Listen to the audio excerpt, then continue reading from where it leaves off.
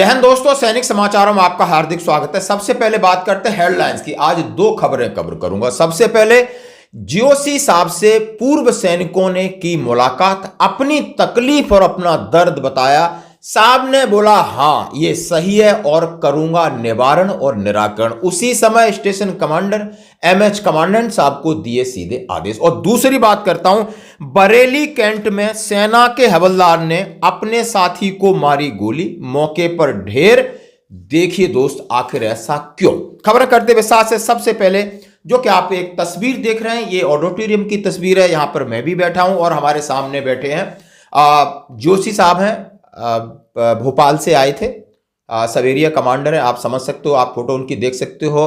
Major general rank से हैं। और 3 ब्रिगेडियर साहब हैं, स्टेशन कमांडर हैं, एमएच कमांडेंट साहब हैं और दूसरे एक हैं और कर्नल साहब हैं। ओआईसी ईसीएचएस हैं, ओआईसी कैंटीन हैं, एडम अफसर हैं, जिला सैनिक बोर्ड के अधिकारी हैं। कहाँ के हैं दोस्तों? ये हैं ग्वालियर में। और ग्वालियर में कल शाम को इनके साथ सौहार्दपूर्ण मीटिंग हुई। क्यों हुई? जैसा कि आप एक वीडियो देख सकते हो, यहाँ के लोगों, यहाँ के भूतपूर्व सैनिक यानी चंबल संभाग के भिंड और मुरैना जिले के अंदर सीएसडी कैंटीन की फैसिलिटीज को बंद करने के विरोध में इन लोगों ने अपना रोष और ज्ञापन दिया था। इसको लेकर कल हुई मीटिंग, जिसमें आप समझ सकते हो जीओसी सवेरिया भोपाल से आए हुए थे। साहब ने बिल्कुल फौजी डेकोरम में, फौजी तरीके से बातचीत हमारी सुनी, इंडिविजुअल भी प्रॉब्लम सुनी कि ईसीएचएस में क्या प्रॉब्लम होती है, ईसीएचएस में किस तरह भ्रष्टाचार हो रहा है, हॉस्पिटल और ईसीएचएस के कुछ लोग मिलकर के कैसे भारत सरकार को चूना लगा रहे हैं, हमारे भारतीय सेना को चूना लगा रहे हैं, जवानों को किस तरह गुमराह करते हैं, इमरजेंसी में जवान की तकलीफ होती तो वो किस तरह फायदा उठाते हैं। कुछ हमारे भाई बंधु वहां नौकरी करते हैं, वो भी हमारा शोषण करती है। सामने तथ्यों की चीजें लेकर के रखी, इंडिविजुअल प्रॉब्लम बताया कि सर मेरे साथ ऐसा ऐसा फ्रॉड हो रहा है। उसके लिए जोशी साहब ने पूरी बात सुना, कैंटीन के लिए भी पूरी बात सुना, बिल्कुल सिलसिलेवार, यानी भिंड से, मुरैना से, ग्वालियर से भूतपूर्व सैनिक संगठन है, उनके लोग वहां पर बैठे, उन्होंने सबने अपनी अपनी बात रखी और जिला सैनिक बोर्ड के अधिकारी भी सामने थे। जोशी साहब ने बिल्कुल सही तरीके से उस सारी चीजों को सुना, समझा और कंसर्निंग अधिकारियों को कहा कि आप मेरे सामने जवाब दीजिए। आप ओआईसी ईसीएचएस हैं, आप जवाब दीजिए। आप एमएच के कमांडेंट साहब हैं, आप क्या हेल्प कर सकते हो एक्स सर्विसमैन की, आप जवाब दीजिए।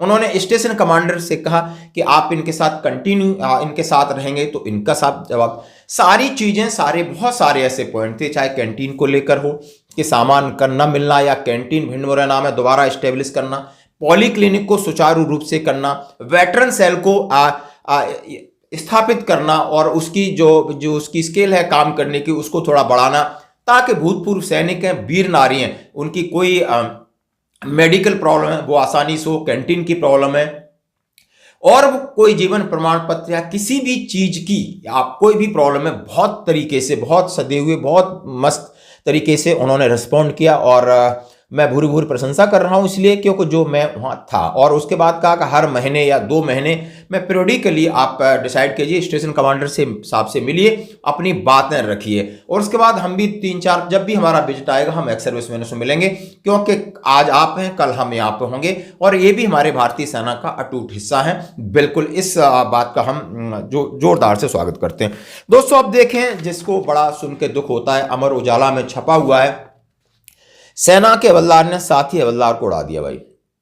और कैसे धीरे धीरे बातचीत कर रहे थे, क्या हुआ कैसे हुआ, सुनना जरूरी है और सबक लेना भी जरूरी है। यानी लिखा है कि बरेली में सेना की गरुड़ डिवीजन में मेहता द्वार के पास गार्ड कमांडर के रूप में ड्यूटी कर रहे हवलदार रत्ना राजेश ने देहरादून से बीआर मतलब प्रोमेचर जा रहा था बंदा, हवलदार कमल जोशी 40 साल की उम्र है, उनकी गर्दन में मार दिया गोली। इसमें उनकी मौके पर ढेर हो गए। सेना के अधिकारियों ने कैंट पुलिस को बुलाकर आरोपी को उनको सौंप दिया। एसएसपी समेत अधिकारियों ने मुआयना कर फुटेज चेक की, आरोपी से पूछताछ की। अब देखिए कहानी क्या बनती है वो देखिए।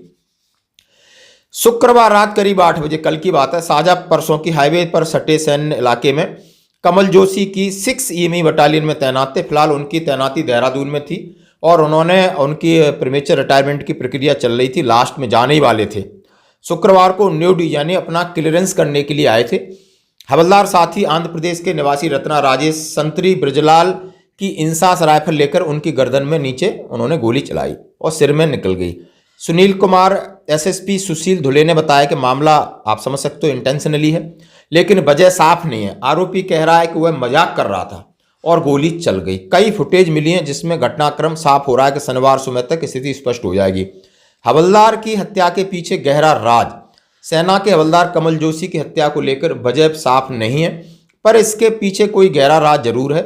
सीसीटीवी फुटेज और तीनों संतरियों से जानकारी जुटाने के बाद पुलिस कैंट थाने में आरोपी से पूछताछ कर रही है और स्थिति इसकी साफ हो जाएगी।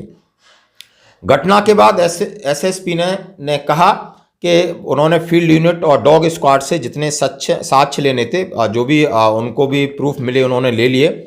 उन्होंने कहा है कि मामूली शायद इनके दोनों के पुराने संबंध थे और राजेश और वो साथ साथ टहल रहे थे, इसी दौरान उनकी हत्या हुई है। लाइव फुटेज ने खोली पोल। पुलिस सूत्रों के मुताबिक हवलदार राजेश यहाँ गार्ड कमांडर के तौर पर काम कर रहा था। उसके अधीन 3 संतरी गेट पर ड्यूटी दे रहे थे। पूरे घटनाक्रम की सीसीटीवी फुटेज पुलिस को उपलब्ध करा दी गई है। इससे स्पष्ट हुआ है कि गार्ड रूम के पीछे से राजेश व कमल दोनों बात करते आए। राजेश ने एक संतरी से उसकी राइफल मांगी, उसे चेक किया तो राइफल में मैगजीन नहीं थी। फिर राजेश राइफल लेकर संतरी रूम में गया, वहां शायद उसने मैगजीन लोड की, फिर बाहर निकला। संतरी ने उससे राइफल मांगी पर उसने डांट दिया। कुछ बातचीत के साथ राजेश ने उसके गर्दन पर रख के कर दिया काम। सब लोग हैरान रह गए। उन्होंने राजेश को पकड़ा और अफसरों को सूचना दी। तो दोस्तों आप समझ सकते हो कि इससे हमें सीखने की जरूरत है। यानी साथ साथ हम अपनी ज़िंदगी खराब करते हैं, हम एक सिस्टम के ऊपर भी दाग लगाते हैं। सेना के अंदर बहुत सारी समस्या थी, वहाँ कह सकता था, बात कर सकता, लेकिन इस तरीके से गुस्सा आना, इस तरीके से रिएक्ट करना कि आप संतरी से आप वेपन्स लेते हो, उसमें मैगजीन नहीं, आप फिर और मैगजीन लेकर आते हो, उसके साथ सरेआम करते हो, तो ये आप कहीं ना कहीं आपकी मानसिक स्थिति बिल्कुल सही नहीं है। दोस्तों ये थी 2 बड़ी खबरें। धन्यवाद।